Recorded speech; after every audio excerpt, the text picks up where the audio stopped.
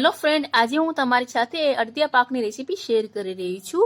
મોઢામાં મૂકતાની સાથે જ ઓગળી જાય, પોષક તત્વોથી ભરપૂર, શિયાળામાં શરીરને શક્તિ આપતું, તાકાત આપતું અડદિયા પાક આપણે સરળ રીતે બનાવવાનું શરૂ કરીશું.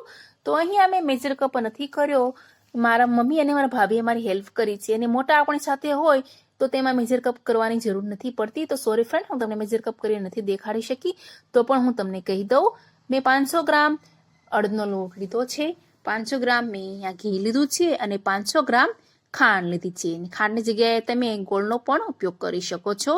તો પહેલા તો આપણે ગુંદરને તળી નાખીશું, સાંતળી નાખીશું. તો અહીંયા મેં 200 ગ્રામ જેટલો ગુંદર લીધો છે. તો મેં અડદિયા પાકની સાથે પાક પણ બનાવ્યો છે. તો તમે જોઈ શકો છો એકદમ સરસ એવો ગુંદર ફૂલાઈ ગયો છે. થોડો થોડો કરીને તમારે ગુંદર તળવાનો છે.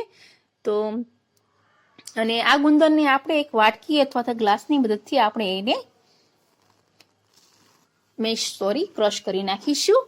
તો હવે ફરીથી ઘી એડ કરીશું અને ઘીમાં આપણે થોડો થોડો કરીને અડદનો લોટ એડ કરીશું અને તેને ધીમે ધીમે સતત ચલાવતા રહીશું. તો તમારે ખાસ ધ્યાન રાખવાનું છે કે ગેસની ફ્લેમ સ્લો રાખવાની છે અને તેને અડદના લોટને ધીમે ધીમે તમારે એને ચલાવતા રહેવાનું છે. તો તમે જોઈ શકો છો અને ટેક્સચર એનું ચેન્જ થતું જાય છે, એ તમે જોઈ શકો છો ફ્રેન્ડ્સ. તો પહેલા કેવો લોટ હતો અને અત્યારે તેનું ટેક્સચર કેવું થઈ ગયું છે તે તમને દેખાતું જશે. તો તમારે નીચે દાજી ના જાય, ચોટી ના જાય એનું તમારે ખાસ ધ્યાન રાખવાનું છે. અને ઘી તમારે અડદિયા પાકમાં જેટલો અડદનો લોટ હોય તેટલું તમારે ઘી આમાં એડ કરવાનું છે. અને ખાંડ અથવા ગોળ એડ કરો તો તમારે વધઘટ તમે કરી શકો છો. તમને કેવું ગળ્યું પસંદ છે એ તમારી ઉપર છે. તો તમારે એ ખાસ ધ્યાન રાખવાનું છે, જેટલો તમે લોટ લ્યો એટલી તમારે ઘી લેવાનું છે. અને ગુંદરમાં તમારે બાવળિયાનો ગુંદર લેવો, જેથી તમારે શરીરમાં શક્તિ આપે. આ શિયાળામાં અડદિયા પાક તમે ખાશો તો શરીરમાં એકદમ સ્ફૂર્તિ અને શક્તિ આવશે. તો તમે જોઈ શકો છો ફ્રેન્ડ્સ, એકદમ સરસ એવો ઉપરથી પરપોટા જે ઘીના થવા મળ્યા છે અને ઘીનું લોટનું ટેક્સચર તમે એકદમ ચેન્જ થતું જશે, તમે જોજો ફ્રેન્ડ્સ. અને તમે ઘરે ક્યારે બનાવો છો તે મને કોમેન્ટ સેક્શનમાં જરૂરથી કહેજો. તો એકદમ લાઇટ કલર થઈ ગયો છે. તો પહેલા કેવો કલર હતો અને અત્યારે એનો કલર કેટલો ચેન્જ થઈ ગયો એ તમને દેખાતું હશે. તો તમારે ખાસ ધ્યાન રાખવાનું છે કે સતત ચલાવતું રહેવાનું છે. અને આપણી સાથે જો મોટા હોય, જે આપણે મમ્મી, આપણા ભાભી, આપણા દાદી, તો તમને કાંઈ પ્રોબ્લેમ નહીં થાય, કે કેમ કે એ લોકો બનાવતા જ હોય છે. તો તે તમને કહેતા હોય છે અને તમે એ રીતે બનાવતા હો છો.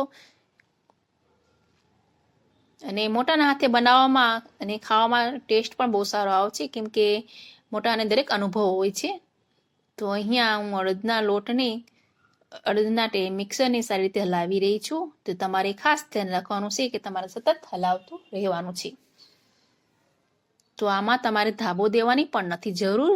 ઘણા લોકો ધાબો દેતા હોય છે, ઘણાનું નોખું બનાવવાની રીત હોય છે. તો અહીંયા હવે આપણે અડદના આ જે મિક્સર છે તેમાં આપણે અડધો કપ જેટલું દૂધ એડ કરીશું, જેથી આ મિક્સર એકદમ દાણેદાર બની જશે. તો આ અડદિયા પાકનું મિક્સર કહેવાય. જેમ દાણેદાર અડદિયો પાક તમે જોશો, તમે જ્યારે ખાધો હશે તો તમને ખબર હશે કે એકદમ દાણેદાર અડદિયો પાક છે. જો હું તમને દેખાડી રહી છું, તો તમે દૂધ એડ કરશો એટલે એકદમ આ મિક્સર દાણેદાર બની જશે. તો તમારે ફરીથી તેને સતત ચલાવતો રહેવાનું છે. અને હવે આપણે તેમાં મસાલા એડ કરીશું. તો મેં અહીંયા અડદિયા પાકનો મસાલો જે બજારમાં મળે છે તે તમારે લઈ આવવાનો, તે એડ કરવાનો છે. પછી તેમાં એને સારી રીતે મિક્સ કરતું રહેવાનું છે. અને તેમાં બીજા મસાલા મેં એડ કર્યા છે, જે સૂંઠ પાવડર એડ કર્યો છે, જાવિત્રી પાવડર, ગંઠોડાનો પાવડર જે તમારે હાડકા સંધાનો દુખાવો હોય તો તેમને મટી જશે, તો તમે એડ કરી શકો છો. તો અહીંયા મેં સૂંઠ પાવડર અને જાવિત્રી અને ગંઠોડો સાથે મિક્સ કરી નાખ્યું હતું. અને કાજુ બદામ તો ખાસ તમારે એડ કરવાની. કાજુ બદામને તમારે મિક્સરમાં પ્લસમાં ફેરવી નાખવાનું, જેથી અધકચરું થઈ જશે. જે મોઢામાં આવે ત્યારે એનો ટેસ્ટ બહુ સારો આવે છે. તો હવે આપણે તેમાં એલચી પણ એડ કરી દઈશું અને તેને આપણે સતત ચલાવતા રહીશું. તમારે ખાસ ધ્યાન રાખવાનું છે ફ્રેન્ડ્સ. તો તમે જોઈ શકો છો ફ્રેન્ડ્સ, એકદમ સરસ અને ટેસ્ટી એવો દેખાય છે. દેખાવામાં જ ખબર પડી ગયો છે કે આપણો અડદિયો પાક હવે તૈયાર થઈ ગયો છે.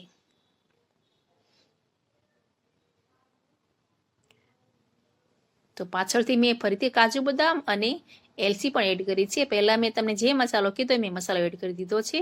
તો હવે ત્યાં ગેસની ફ્લેમ આપણે થોડીક લો કરી નાખવાની છે ને હવે આપણે એક ખાંડની ચાસણી બનાવીશું. તો અહીંયા મેં 500 ગ્રામ લોટ લીધો છે એટલો જ મેં 500 ગ્રામ ખાંડ લીધી છે અને તેમાં આપણે અડધો કપ જેટલું પાણી એડ કરીશું અને આપણે તેને સતત ચલાવતા રહીશું અને આપણે તેને ખાંડની ચાસણી, જેમ કે તમારા હાથમાં જે ચીપચીપી થઈ જાય એટલે તમને ખબર પડી જ જશે ખાંડની ચાસણી બનાવવાની છે. તો તમે જોઈ શકો છો ત્યાં મારા મમ્મી ટેસ્ટ કરે છે, ચેક કરે છે કે બની ગઈ છે કે નહીં. તો હવે આપણે જે અડદિયા પાકમાં બનાવવાનું જે થાળી વાસણ તમારી પાસે જે પણ હોય તેમાં આપણે ઘીથી ગ્રીસ કરી નાખીશું અને ફરીથી હું ચેક કરીશું. તો આપણે એક તારની ચાસણી બનાવવાની છે.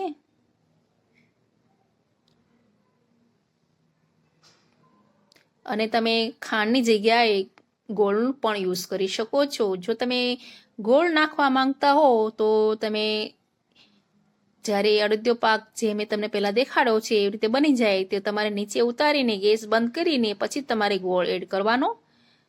હવે આ ખાંડની ચાસણી આપણી પરફેક્ટ બની ગઈ છે. તો હવે આપણે અડદિયા પાકમાં એમાં એડ કરી દઈશું. તમે જોઈ શકો છો ફ્રેન્ડ્સ, એકદમ સરસ અને શરીરની તાકાત આપતો અને શિયાળામાં તો પોષક તત્વોથી ભરપૂર હોય છે અડદિયો પાક. તમે એકવાર તો જરૂર બનાવજો. હવે આપણે તેને ચાસણી નાખ્યા પછી આપણે તેને સતત ચલાવતું રહેવાનું છે અને સતત ચલાવવામાં તો તમને જોઈ શકશો કે ઉપર તરત જ ઘી આવી જશે એટલે તમને ખબર પડી જશે કે આપણો અડદિયો પાક થઈ ગયો છે. અને સતત ચલાવવામાં આપણે તેને વધારે પડતું ગેસ પર નથી રાખવાનો. ગેસની ફ્લેમ ધીમી રાખવાની છે, લો રાખવાની છે અને 3-4 મિનિટ પછી આપણે અડદિયા પાકને સારી રીતે ચલાવ્યા પછી મિક્સ કર્યા પછી ખાંડની ચાસણીમાં તેને આપણે થાળીમાં ટ્રાન્સફર કરી નાખવાનું છે. તમારે વધારે પડતો એને નથી ચલાવવાનો, કેમ કે જો તમે વધારે ચલાવશો તો તમારું બેટર, અડદિયા પાકનું જે બેટર છે, જે મિક્સર છે એ કડક થઈ જશે. તો અહીંયા તમે જોઈ શકો છો ખાંડની ચાસણી નાખ્યા પછી પણ એકદમ તમને દેખાતો હશે એકદમ ઘી જે ઉપર આવી ગયું છે. અને આ તમે ટેન્શન લેવાની જરૂર નથી. તમે જ્યારે અહીંયા થાળીમાં તેને અડદિયા પાકને પાથરશો અને તેને સારી રીતે ફેલાવી દેશો અને 15-20 મિનિટ પછી એ ઘી એકદમ અડદિયા પાકની અંદર સોફ્ટ થઈ જશે. તો તમે જોઈ શકો છો ફ્રેન્ડ્સ, આપણો અડદિયો પાક તૈયાર થઈ ગયો છે. તો હવે આપણે તેને છરીથી કાપા પાડી નાખીશું. જ્યારે ગરમ હોય ત્યારે પણ પાડી શકો છો અથવા ઠંડો હોય ત્યારે પણ તમે પાડી શકો છો. તો ઉપર એકદમ તમને ઘી જેવું દેખાતું હોય છે તો એ ઘી તરત જ જામી જશે, કેમ કે અડદિયો પાક તમે ખાધો છે તો ત્યારે તમને ખબર હોય છે કે અંદર તરત જ સોફ્ટ થઈ જાય છે. તો હવે આપણો અડદિયો પાક તૈયાર થઈ ગયો છે. તો તમને કેવો લાગ્યો તે મને જરૂરથી કોમેન્ટ સેક્શનમાં કહેજો. તો હું તમને એક પીસ કટકો લઈને પણ દેખાડીશ. એકદમ સરસ અને એકદમ મોઢામાં મૂકતાની સાથે જ ઓગળી જાય એવો ટેસ્ટી આ અડદિયો પાક બન્યો છે. તો તમે જોઈ શકો છો. અને આ અડદિયો પાક તમે ક્યારે બનાવશો તે મને કોમેન્ટ સેક્શનમાં જરૂરથી કહેજો. તો હવે આપણે પાકની તૈયારી કરીશું.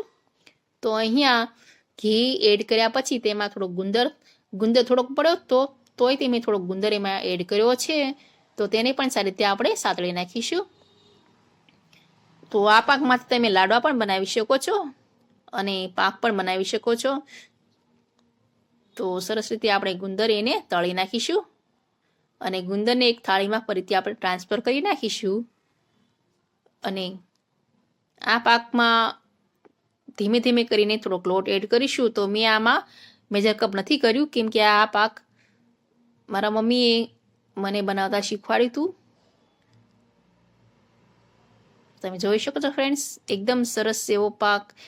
મેં અહીંયા મેજર કપ જો તમને કહી દો તો મેં 1 કપ જેટલો ઘઉંનો લોટ એડ કર્યો હતો. તો લોટ શેકાઈ ગયા પછી આપણે તેને બીજી થાળીમાં ટ્રાન્સફર કરી દઈશું અને હવે આપણે તે જ કડાઈમાં ઘી ગરમ કરીશું અને તેમાં આપણે ગોળ એડ કરી દઈશું. તો ગોળ અમે અહીંયા અડધો કપ જેટલો ગોળ નાખ્યો છે, કેમ કે ગોળને આપણે મેલ્ટ કરવાનો છે. વધારે પડતું તમારે ખાસ ધ્યાન રાખવાનું, ગોળને આપણે ચાસણી નથી બનાવવાની અને ગોળ એકદમ ઓગળી ન જાય એનું ખાસ ધ્યાન રાખવાનું છે. ગોળ જેવો મેલ્ટ થઈ જાય એટલે તમે જોઈ શકો, તમને જોતાની સાથે જ ખબર પડી જશે. ગોળ મેલ્ટ થઈ જાય એટલે તરત જ આપણે જે લોટ આપણે શેકીને રાખ્યો છે ઘીમાં તે અમે ટ્રાન્સફર કરી દઈશું અને સારી રીતે મિક્સ કરતા રહીશું. તો તમે જોઈ શકો ફ્રેન્ડ્સ, સરસ રીતે લોટ મિક્સ કરી નાખવાનો છે અને તેમાં પણ આપણે મસાલા એડ કરવાના છે. મસાલા તમને જે પસંદ હોય તે તમે એડ કરી શકો છો. મેં મસાલામાં સૂટ પાવડર જ એડ કર્યો છે, પાકનો મસાલો નથી એડ કર્યો. અને જો પાક છે એટલે તમે પાકનો મસાલો પણ એડ કરી શકો છો, પણ મેં પાકનો મસાલો આમાં એડ કર્યો નથી, સૂટ પાવડર જ એડ કર્યો છે. અને જે આપણે ગુંદર આપણે તળીને રાખ્યો છે તે પણ આમાં એડ કરી દઈશું. તો ધીમે ધીમે આપણે એની સતત ચલાવતા રહીશું. અને ગોળ નાખ્યા પછી એ પણ તમારે ખાસ ધ્યાન રાખવાનું છે કે આને વધારે પડતું શેકવાની જરૂર નથી, કેમ કે વધારે તમે શેકશો તો એકદમ કડક થઈ જશે અને તે તમને ખાવાની મજા નહીં આવે. તો આ પાક પણ મોઢામાં નાખતાની સાથે જ ઓગળી જાય છે અને તમે આના લાડુ પણ બનાવી શકો છો. તો આ જ ટાઈમે તમે આ મસાલા એડ કર્યા પછી તમે આમાં લાડુ પણ બનાવી શકો છો. તો અહીંયા મેં સ્વીટ પાવડર એડ કર્યો છે. અને હા ફ્રેન્ડ્સ, તમને ખાસ નમ્ર વિનંતી, તમને જો અમારો રેસીપી પસંદ આવી હોય તો પ્લીઝ લાઇક અને સબસ્ક્રાઇબ કરવાનું ભૂલતા નહીં અને તમારા ફ્રેન્ડ્સ ગ્રુપમાં શેર કરવાનું પણ ભૂલતા નહીં. અને મારી ચેનલ જીયાઝ મોમ્સ કિચનને લાઇક કરવાનું ભૂલતા નહીં. તો હવે અહીંયા મેં કાજુ બદામ પણ એડ કરી દીધા છે અને અહીંયા થાળી ગ્રીસ કરી નાખી છે ઘીથી. અને હવે આપણે આ પાક જે બનાવી રાખ્યો છે તે પણ આમાં ટ્રાન્સફર કરી નાખીશું મિક્સરને અને તેને પણ સારી રીતે દબાવી દઈશું અને તેમાં પણ આપણે કાપા પાડી દઈશું. અને આ પાક પણ ખાવાની બહુ મજા આવે છે.